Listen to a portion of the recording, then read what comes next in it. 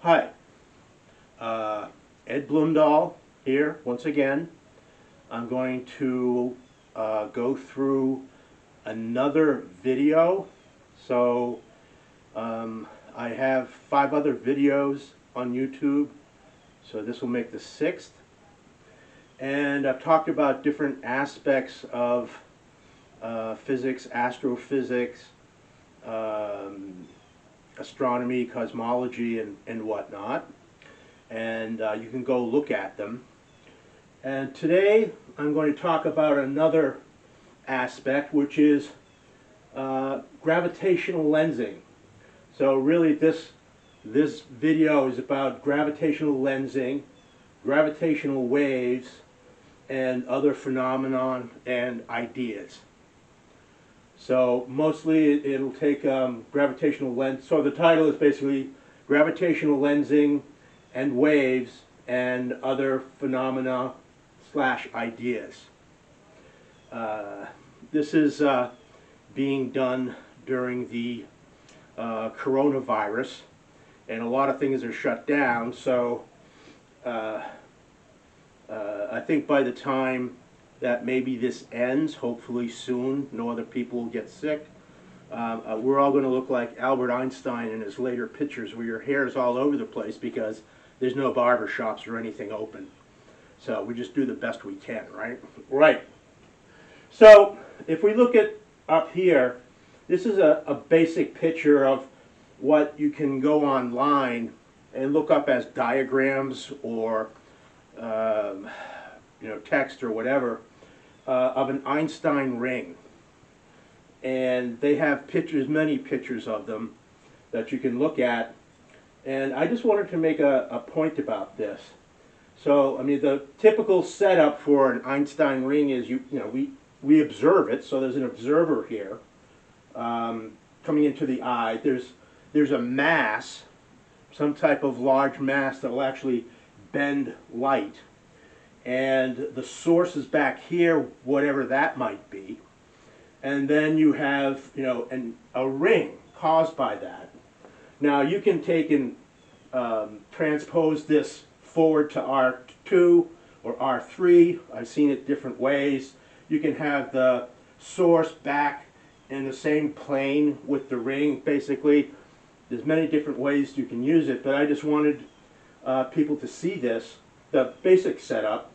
So the source gives off a light, it comes in the foreground, it bends because of the mass, enters the observer's eye, and then it's projected, perhaps to say, back out so that you see these large rings. They're mostly symmetric, but there's parts missing sometimes, and there's other parts where it's just chaotic. I mean, just little glimpses of it. So, I mean, that's how it basically works, right? The same thing as regular gravitational lensing. You have a source, you have a mass, an observer, it bends, and then you see something, or you think you see something out there. So, one thing, lensing is really a misnomer here. We know it's not a lensing. We know it's just gravitational, right? We know that light can bend in the field of a great mass, a gravitational field. So it's not gravitational lensing, it's just a fancy way of saying light bending, right? So, I mean, that's sort of the setup for a ring, to see a Einstein ring. And then I looked at it and said, well, you can, on this right-hand side over here, I have a magnifying glass, right? A single lens, then basically the same idea as this. And you have an actual object. I just have like a little candle there, if you can see it, right? And the light goes to the candle, comes back out. The lens is here, 2 convex shapes. The light goes into the eye, to the retina, and the eye picks it up, sends it to the mind, And what you have out here is a bigger or a larger image, right? But the one thing you need to know about this, I mean, this is basic optics, is that this is a virtual image. It's not real. It doesn't exist. It isn't projected out in space somewhere or somewhere else, right? The light comes to your retina. It sends signals up to your mind, and you perceive it as real, even though it's not real. It's just a virtual image. So this is the actual object. This is the virtual image, and here you have a magnifying glass, single, typical situation. Now, but what it does lead to is sort of an understanding, because I've been reading, and they think some things are real or some things aren't real or whatever. But if the conclusion that I want you to understand here is that if it's gravitational lensing, then it's not real, right? It's not real. If it's gravitational lensing, if you're using gravitational lensing, it's not real, okay? And if it's real, then it's not gravitational lensing, right? It's an actual object out in space, and we can see that.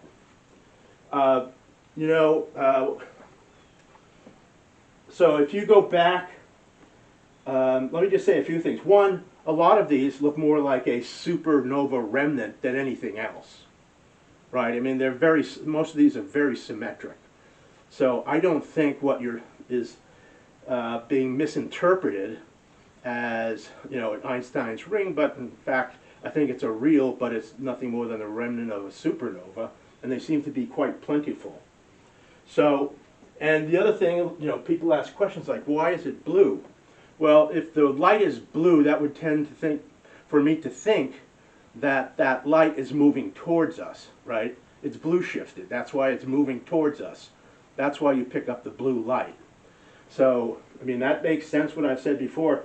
If you don't understand exactly everything I set up, go see my paper or my video, Light in Transit and Einstein's Cross. And I explain to there exactly what's happening and why those 4 different, what they say are quasars, or 4 images of a distant quasar is not true. It's physically impossible for that to happen the way it's set up.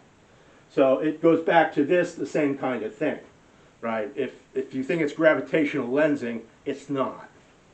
So I think it's very much misinterpreted, and they see it all over the place.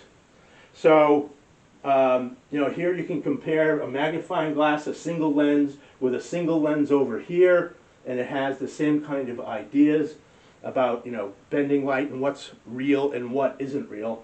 And lensing is nothing more than bending of light. It's not an actual lens.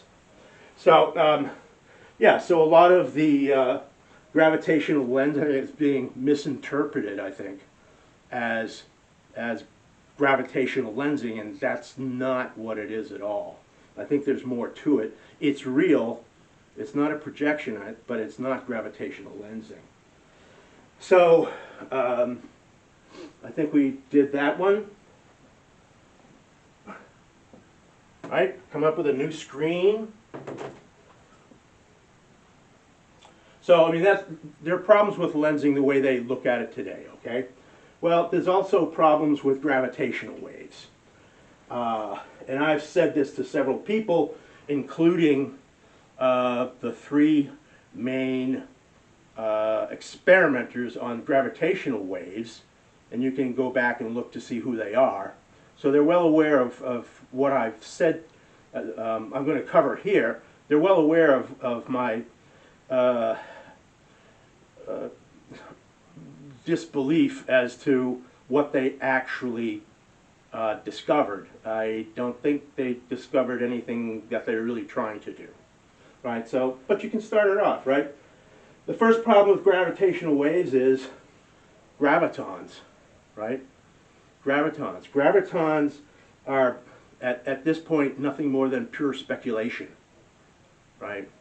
So gravitational radiation causes gravity waves, and yet it's based on gravitons, but there isn't any gravitons. They haven't discovered any, and they never will. So that's a major problem. Again, it's just pure speculation at this point. Space-time, right? One must define the material reality of the composition of space-time, right? If space-time bends, then it has to be a substantive composite, right? It has to be something. You can't bend emptiness. You can't curve a vacuum. So if you're going to talk about space-time, like in the general theory sense, and you're saying it bends, then you have to define what that material reality is that's bending. I'll get to that, more of it in a second. That's a major problem.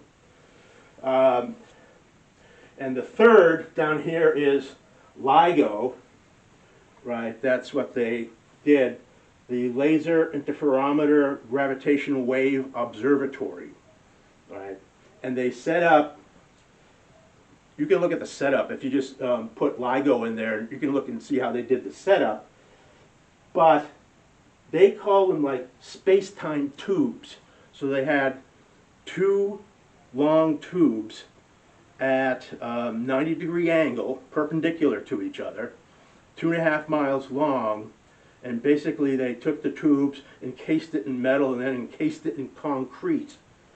And for some reason they thought they were going to get gravity waves. Yeah, I don't think so. I don't think anything would happen like that.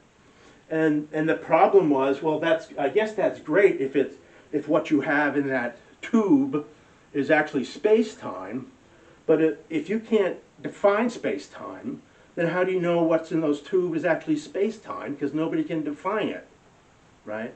I mean, at this point, all they are is vacuum tubes. You know, the 4-kilometer vacuum tubes. That's all you've got. And, you know, that has its own problems. You know, Newton said about gravity that he would, quote, feign no hypothesis. In other words, he wasn't even willing to make an educated guess at what gravity was. I mean, he saw it, everybody sees it, but to try and pin it down on exactly what it is and how it works, we still don't have it to this day. But that doesn't mean that the general theory in what